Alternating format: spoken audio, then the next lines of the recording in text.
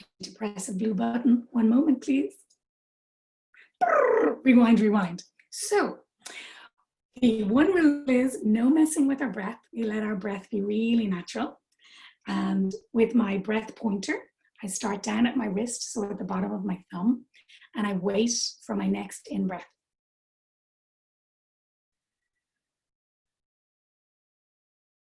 And just as my in-breath becomes an out-breath, I need to be at the very tip of my thumb. So it's a very precise point. So this is kind of a precise practice that we breathe up to the very tip of our thumb, and then we breathe down our thumb. And I need to be at the very dip when my out-breath becomes an in-breath. So because our fingers are loads of different lengths, we're constantly adjusting our speed so that we breathe in and out. And we go up and down all the way to the other side of our wrist. And then we take a moment to check in and see, what is it like to be me in this moment? And then we're going to swap. So that by the end of it, we've done 10 breaths together. Okay, so let's start with our first starfish hand. And we go to our wrist. And wait for your next natural in-breath.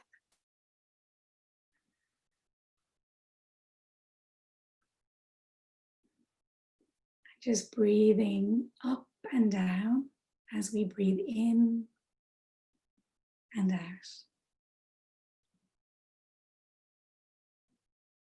And we kind of allow ourselves to have a scientist's mind.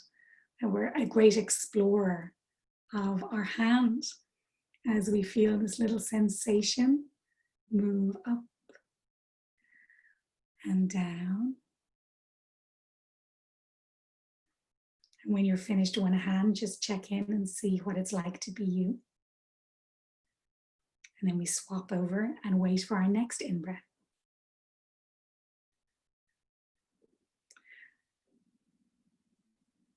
And you can experiment to see, do you feel more with your eyes closed or with your eyes open? Sometimes it feels a little bit more real, a little bit stronger with our eyes closed.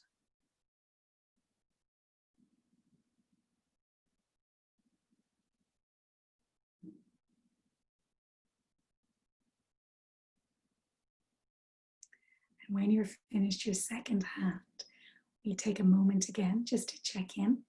What is it like to be me in this moment?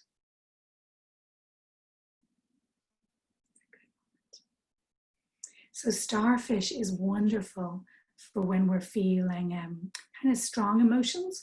So when I feel very worried or angry, I will sit and do like 2 starfish or 4 or 6 or 8. I always do them in 2s. It's great for bedtime as well, helping us to rest, to calm before bedtime. And it's wonderful. I teach grown-ups this all the time because it's great for middle of the night. So often adults might wake, and sometimes children wake too, in the middle of the night, and they wake up and they have like 1 thought, 3 thoughts, 9 thoughts. And then they think, I might never get back to sleep again.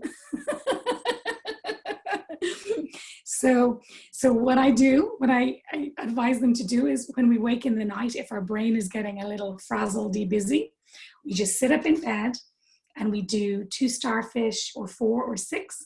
And after a couple, your neck will do that, like, you know, when you're falling asleep a little bit, and then you know, oh, I'll just finish this starfish and then I'll lie back down and then I can rest. So it's great for, it's great when we're caught in a little storm. And the best time to learn it is when we're not caught in a little storm. Best time to learn it is when we're feeling okay, so that we can really explore how it feels. And I've done starfish for a bunch of years. So now I can do invisible starfish.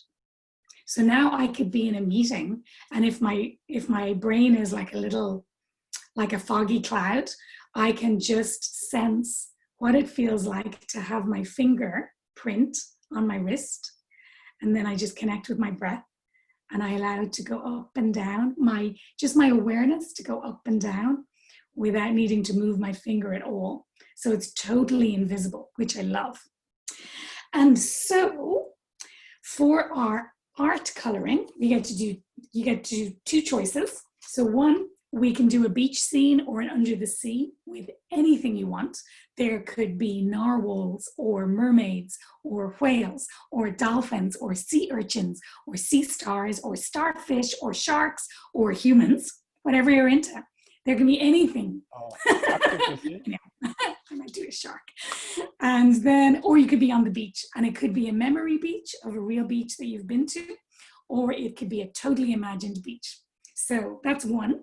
And the second one, if you want to stay connected with the starfish in your hand a little bit more, let me just demonstrate. So you get to open your hand like a starfish and then put it down on the piece of paper, and bear with me one moment while I zoom up and down with my marker.